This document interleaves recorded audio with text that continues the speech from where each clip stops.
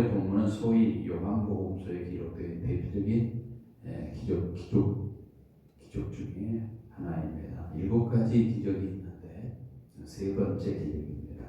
흥미로운 것은 요한복음에서는 이러한 기적을 표기하지 않고 표적이다 이렇게 말하고 있는 것입니다. 요한복음 2장에 갈릴리 가나에서 혼인잔치에 물과 포도주를 만들었을 것도 표적이다.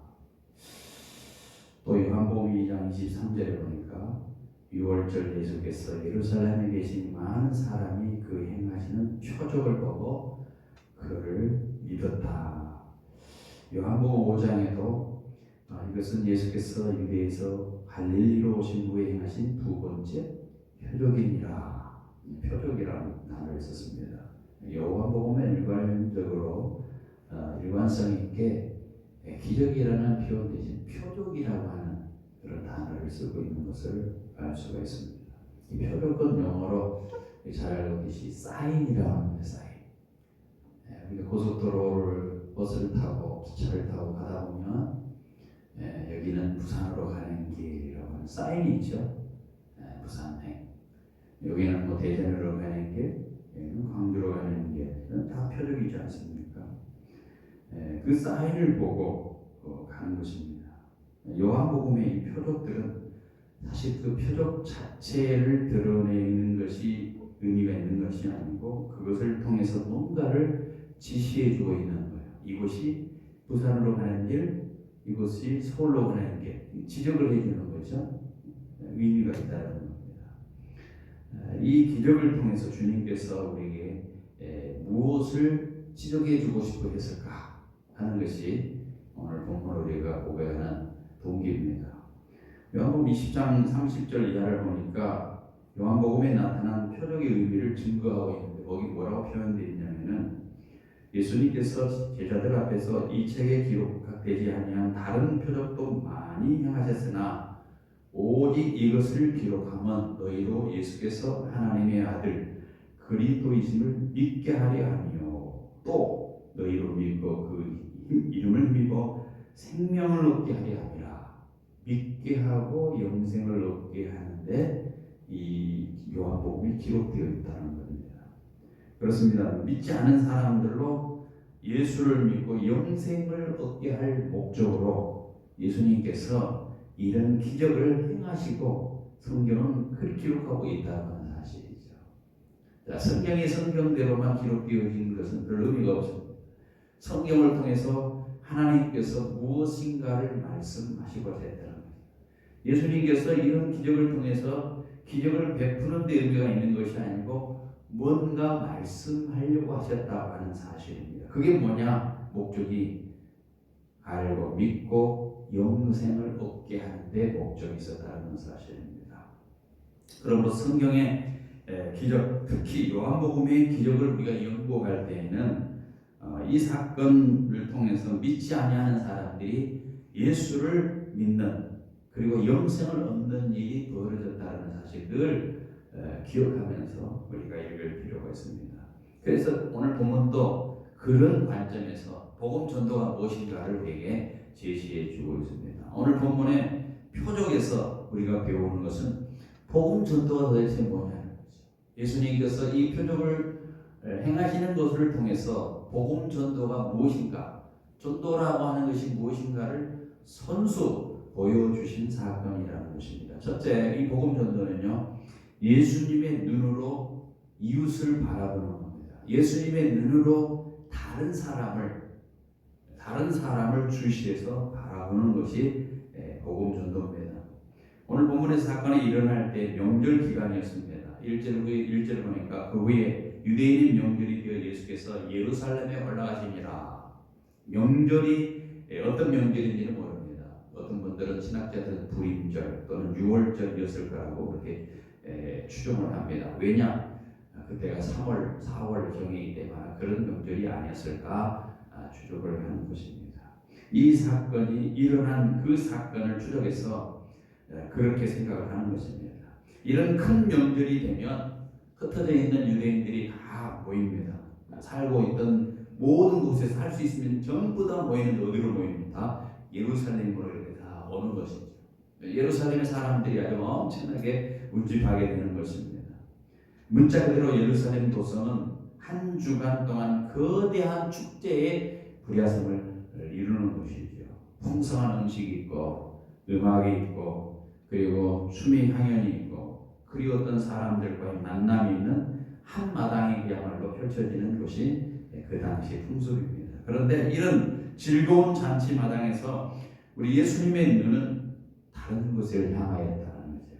외롭고 고통받는 사람들에게 집중되고 있다는 사실을 알게 됩니다. 오늘 본문 그들이 누구냐 2절부터 3절 말씀을 보니까 예루살렘에 있는 양동곁에 히브리 말로 베데스라고 하는 곳이 있는데 거기 행각이 5이 있고 그 안에 많은 병자, 맹인, 다리 저는 사람, 혈기 마른 사람들이 누워 이렇게 있다고. 여러 사람들이 있는 겁니다. 그러니까 환자들이 있다는 거예요.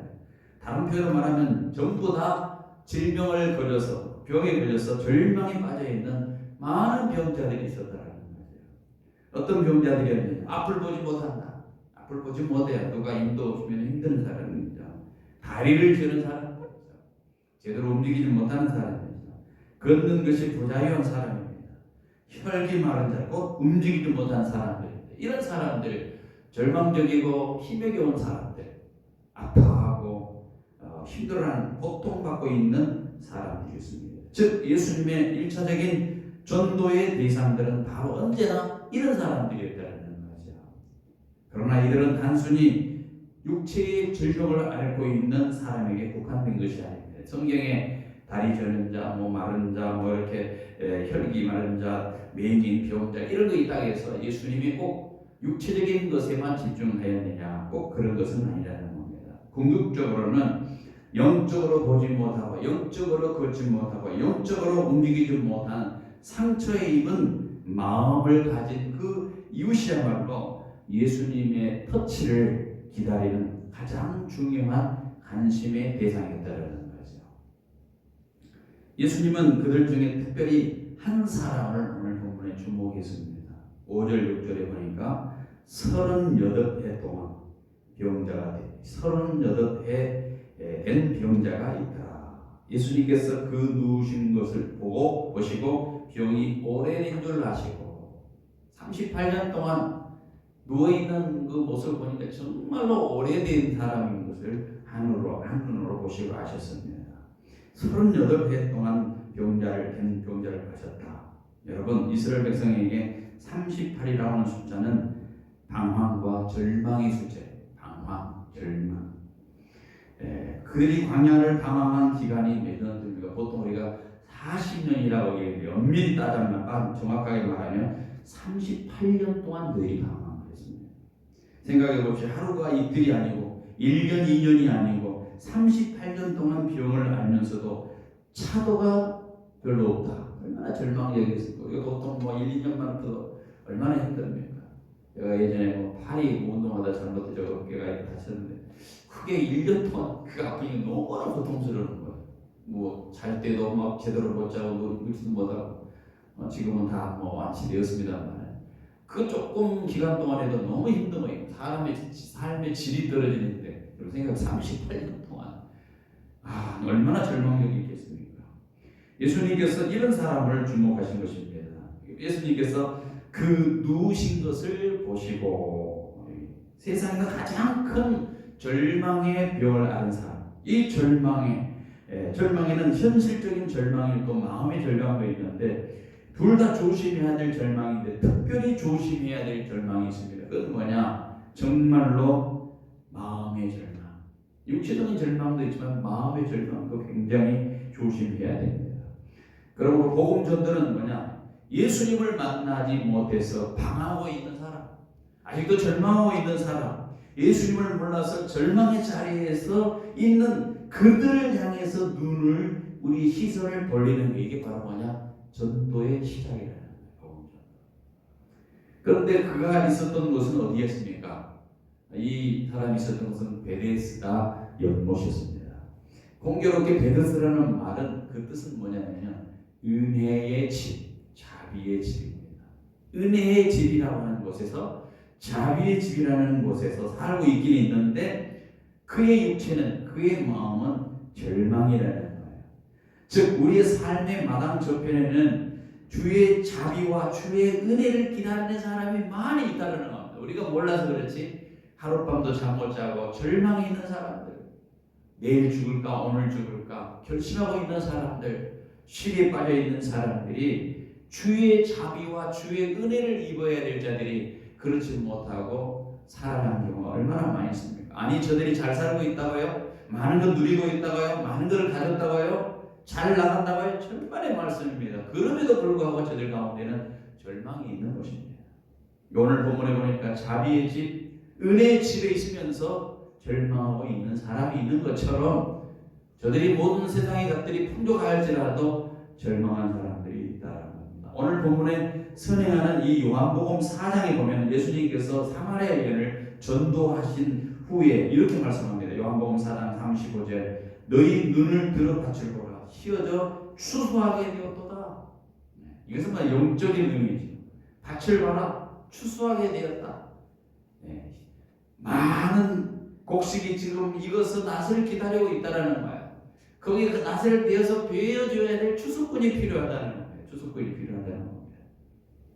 우리가 눈을 떠서 한번 보라는 거예요. 우리 이웃을 보고, 우리 가정을 보고, 남편을 보고, 아내를 보고, 형제 자매를 보고, 부모를 보고 한번 보라는 겁니다.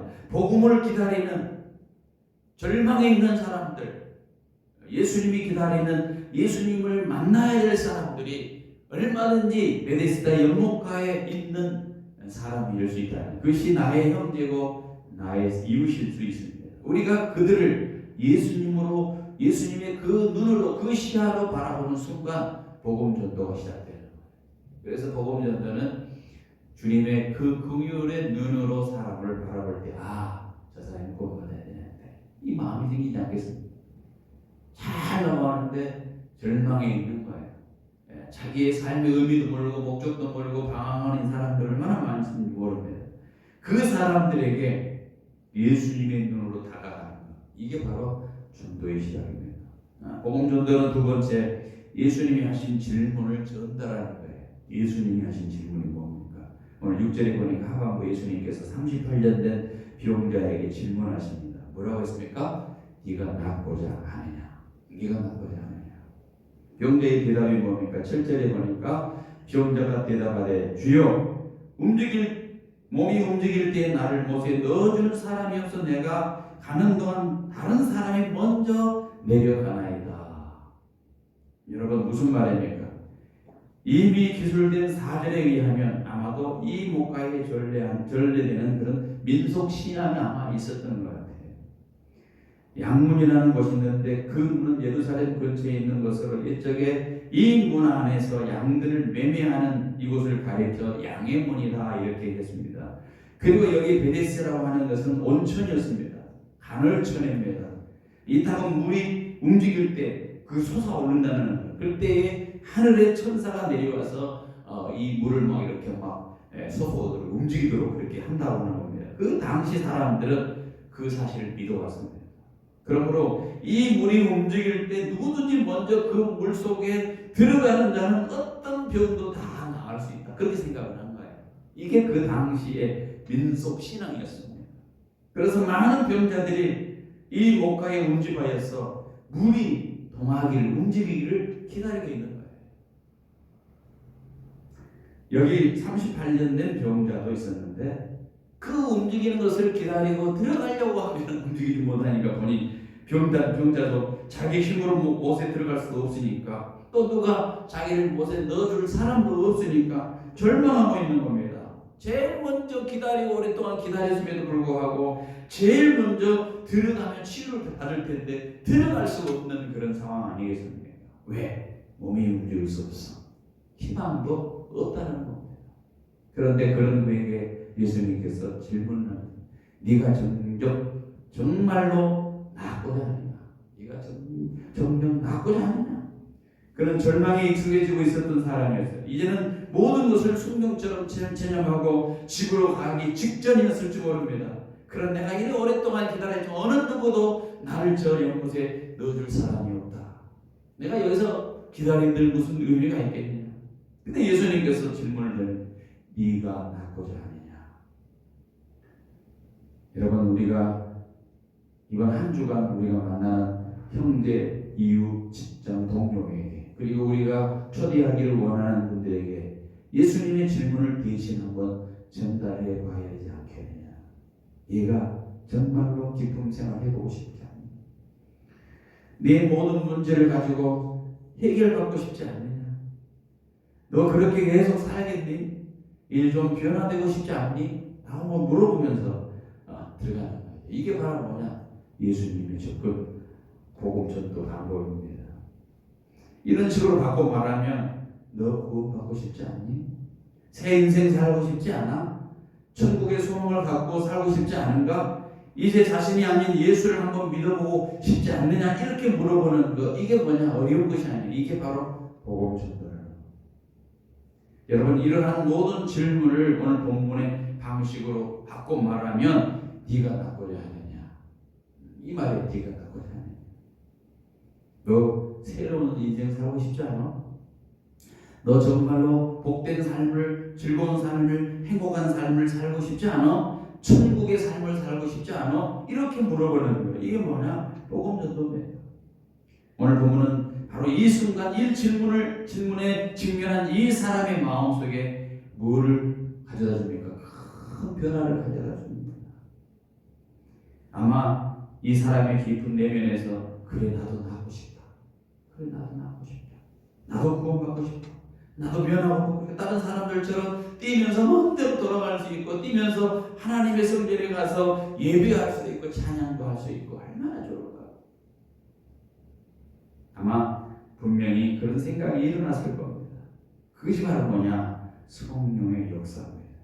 그때 바로 구원의 역사가 시작되는 거예요. 우리가 아무런 그런 의미도 없이 하는 것 같지만, 우리는 입술을 통해서 당신 예수 믿으세요. 그 사람이 그날 마지막 인생의 끝을 보려고 한 날이었는데, 그 소리를 듣고 이 사람이 변화받는 사람이 있어요. 그런 경험들을 많이 복음 전도사는 했어요. 마지막 약 먹고 이제 나 죽어야 되겠다 하는데, 그들 향해서 너 희망이 있어. 예수 믿어봐. 그걸 통해서 구원받는다는 거예요. 바로 그게 뭐냐? 성령의 역사입니다. 우리는 입으로 말했지만, 우리는 그냥 아무런 그냥 꺼리낌없이 그냥 간단하게 얘기를 했지만, 하나님께서 그의 마음을 감동을 주면 아무런 아닌 그 말 한마디를 통해서 그들이 구원받게 된다는 거죠. 이게 바로 뭡니까? 복음 전도입니다. 사실 우리 이웃에게 던지는 이 질문이 바로 그들을 거듭나게 하는 씨가 될 수 있다는 겁니다. 성경의 베드로전서 1장 23절, 너희가 거듭난 것이 썩어질 씨로 된 것이 아니요 썩지 아니할 씨로 된 것이니 살아있고 항상 있는 말씀으로 되느니라.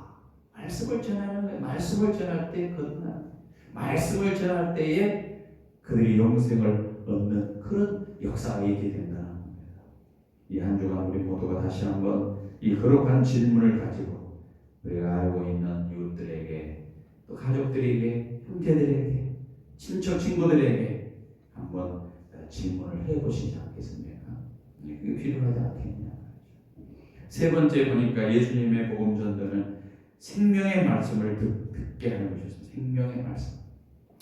여러분, 오늘 본문은 걷지도 움직이도 못하던 이 사람이 어떻게 일어났습니까? 8절 9절 보니까 예수께서 이르시되 일어나 네 자리를 들고 걸어가라 하시니 그 사람이 곧 나서 자리를 들고 걸어가니라. 주의 말씀이 그를 살렸다는 거예요. 여러분 생각해보세요. 주님이 일어나 네 자리를 들고 걸어가라. 아니 뭐 부추겨주고, 아니 뭐 안수기도를 해주고, 아니 그냥 뭐 와라 하면서 뭔가를 해주고, 아니면 뭐 칩을 놓든지 주사를 놓든지 무슨 약을 쥐어서 그렇게 해야 되는데, 그렇지 않아서 예수님은 그냥 말 한마디예요. 네 자리를 들고 걸어가라. 일어나서 네 자리를 들고 걸어가라. 그 말씀이 떨어지자 이 환자가 어떻게 됐습니까? 38년 된 이 환자가 그냥 걸어가는 거예요.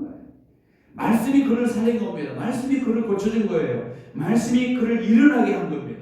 10편 107편 20절에 보니까 그의 말씀을 보내어 그들을 고치시고 위험한 지경에서 건지시는도다. 말씀을 보내서 그들을 고치시고 위험한 지경에서 건져낸다.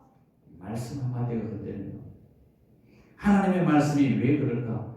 하나님의 말씀은 성령의 감동으로 기록된 영의 말씀이기 때문에 그렇습니다. 그래서 이 말씀이 선포되어지는 순간 죽은 자가, 병든 자가 고쳐지는 역사가 일어나게 된다. 그 말씀과 하나님의 성령이 함께 역사할 때 그 말씀이 생명의 말씀으로 죽은 그들을 살아나게 하는, 생명 그들 속에 들어가게 하는 역사가 있다는 것입니다. 여러분 상상해 보십시오. 이 38년 알아온 이 병자에게 누가 도둑을 설파한다고 해서 그가 일어나겠습니까? 그에게 누군가 인생 철학을 강론한다고 해서 이 병자가 일어나겠습니까? 그렇지 않죠. 천지 만물을 지으신 주님, 죽은 나사로를 살리신 주님, 들것에 실려 친구들에 의해서 운반된 그 중풍병자를 일으키시던 그 동일한 주님이 지금 일어나 걸어라 하면 그냥 걸어가는 거예요. 여러분, 이 땅에 사람들이 왜 비참한 인생을 살고 있습니까? 왜 갈증을 느끼고 삶을 살고 있습니까? 왜 교회 다니다가 주저앉아 살아가고 있습니까? 여호와의 말씀이 그들 속에 없어서 그런 지경이 일어납니다. 주의 말씀이 그들 속에 살아 역사하는 것이 없어서 그렇다는 거예요.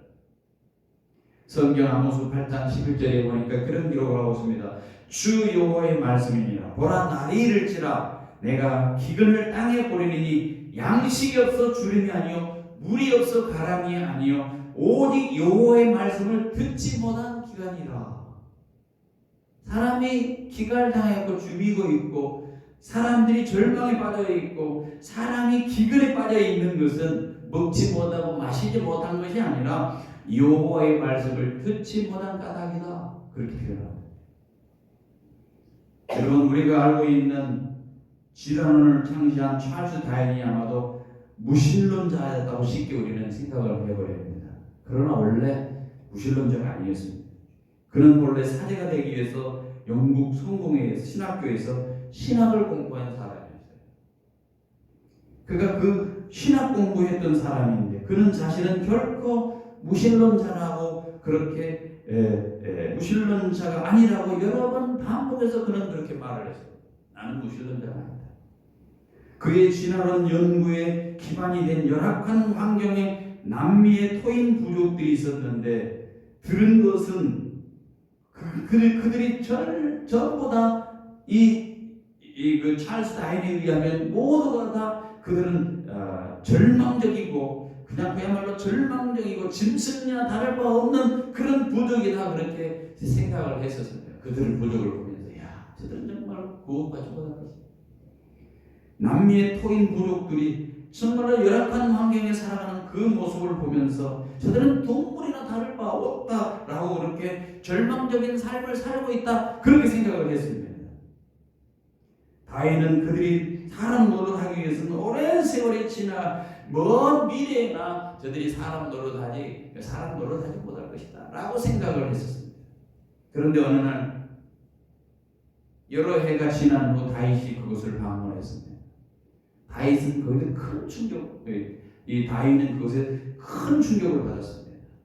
그들은 문명인의 수준과 다를 것이 없을 정도로 그들이 변화하고 있던 모습을 보게 됩니다. 무슨 일이 일어났습니까?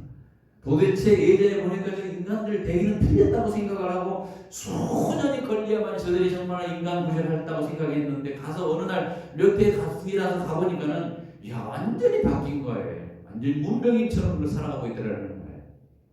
도대체 어떤 일이 있었길래 이런 일이 벌어졌을까? 알고 봤더니 선교사들이 그곳에 들어가서 하나님의 말씀을 전했더라는 거죠. 다윈은 적자 생존 이론이나 자연 도태 이론으로 설명하기 어려운 것이 있었습니다. 그런 것으로 설명 안 되는 것이 있었습니다. 그것이 바로 뭐냐?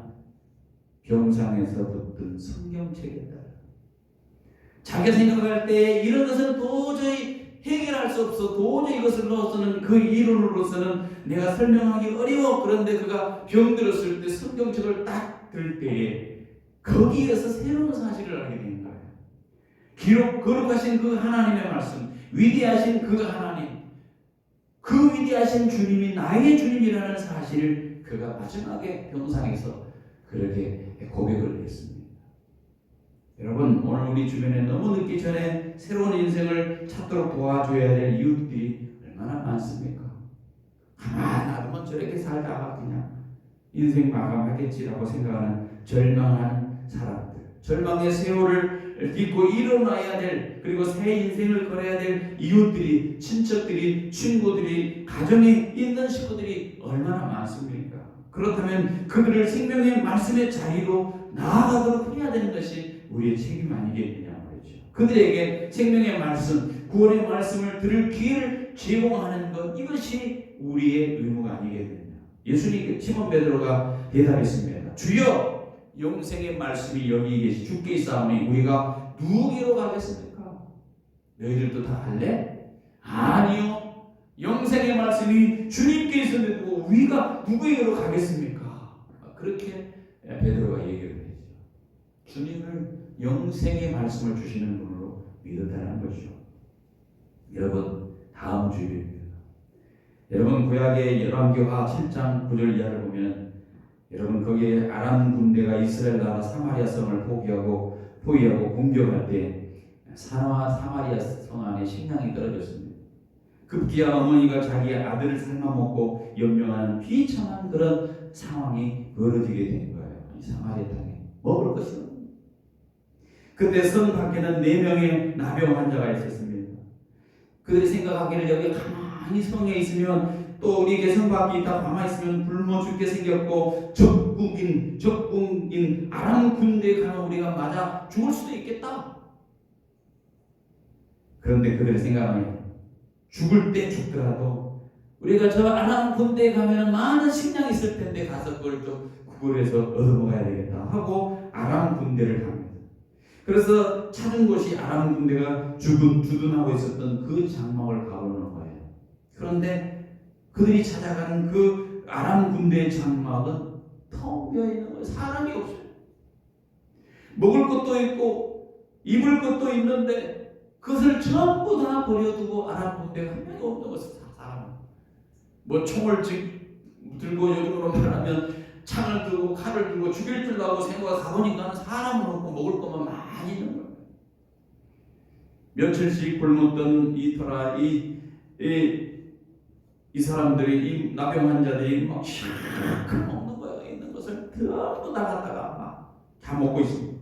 배를 채웠습니다.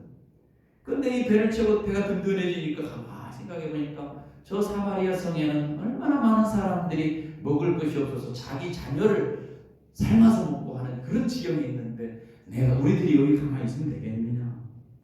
지금 성 안에 줄들이고 부득이고 있는 백성들이 얼마나 많은데 우리를 그들이 무시하고 우리에게 천대하고 무시했고 우리는 그들을 피해서 여기 왔지만은, 그리고 그 사람에게 양식이 있다는 소식을 전할 필요가 있겠다고 생각하고, 야, 그래도 우리가 저들에게 얘기해 줘야지.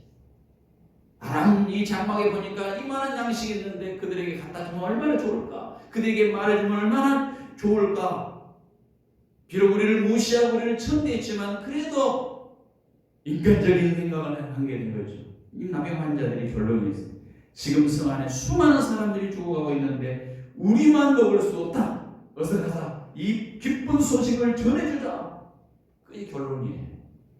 이 4명의 문둥병자가 자기들만 먹고 마시고 차에 감추다가 자기들의 소유가 옳지 못한 것을 자각하는 거예요.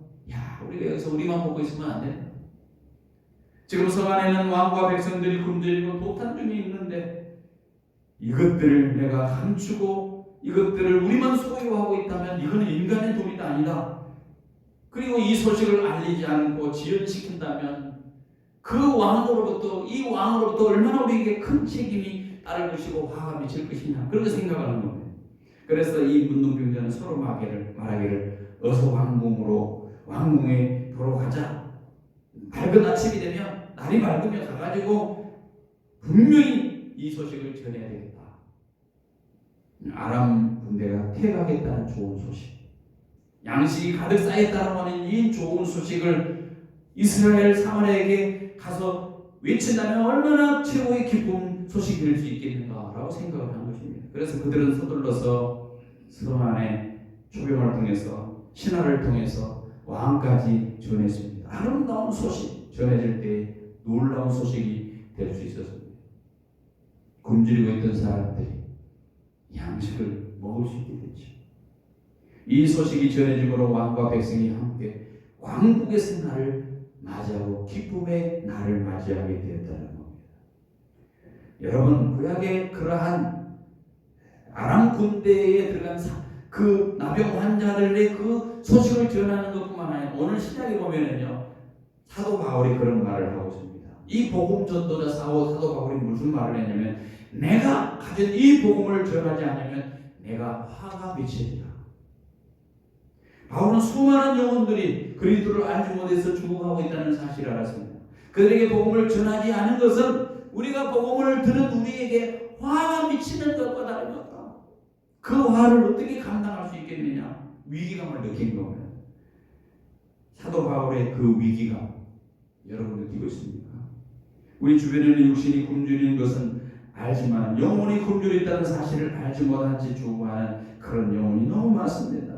이들에게 우리가 할 일은 뭐냐? 복음을, 소식을 전하는 거예요. 예수님은 자신의 소식이 일어나 걸으라고 했던 그 말 한마디가 그에게 살렸던 거죠. 우리가 예수님의 생명의 이 말씀을 가서 전하는 것을 통해서 그것이 바로 온 백성의 미칠 큰 좋은 기쁨의 소식을 이렇게 외치는 거나 다름이 없습니다. 예수님이 땅에 오셔서 복음을 외쳤습니다. 그게 뭡니까? 내가 온 땅에게 미칠 큰 기쁨의 소식, 좋은 소식을 너에게 전하노라. 큰 기쁨의 좋은 소식, 복음 아닙니까? 우리가 그 마라톤의 유래를 잘 알죠. 올림픽 주 경기 때 이 주 경기인 마라톤은 BC 490년에 아테네와 페르시 간의 전쟁에서 유래되었다고 하죠. 아테네에서 북으로 42km 떨어진 마라톤이라는 벌판에서 전투에서 예상 외로 그리스가 대성을 거두게 됩니다. 한 병사가 이 소식을 들고 왕과 백성이 빨리 전화해야 되는데 달려간 거야. 달려갔습니다. 42km를 달려갑니다. 그리고 우리 군대가 승리했습니다 외치고 거기서 쓰러져 숨을 거뒀다고 하는 거죠. 무명의 병사, 이름은 모르지만 그 영웅적 소명심은 지금도 온 세상의 자랑인 이 올림픽의 불길이 타오를 때마다 배색해지고 있는 것입니다. 우리도 그리스도를 통한 자유와 평화를 전하는 이 복음의 마지막 주자가 되어야 되지 않겠느냐. 다음 주일, 그래서 우리도 우리 가정의 부흥을 경험하고 교회의 부흥도 경험하고, 여러분 부흥이 뭡니까? 다시 새롭게 시작하는 거예요. 마음을 새롭게 시작하고 우리 신앙을 다시 새롭게 시작하고, 넘어져도 다시 시작하는 것, 패배해도 다시 시작하는 것, 절망의 자리에서 다시 일어나게 하는 것, 이게 우리 부흥이 아닙니까? 우리도 우리 인생의 부흥을 경험해야 되지 않겠느냐. 바로 예수님이 복음 전도하는 이 모습에서 주님의 시간으로 이웃을 보고 말씀을 증거하고 그들을 살리는 것, 이게 우리의 삶입니다.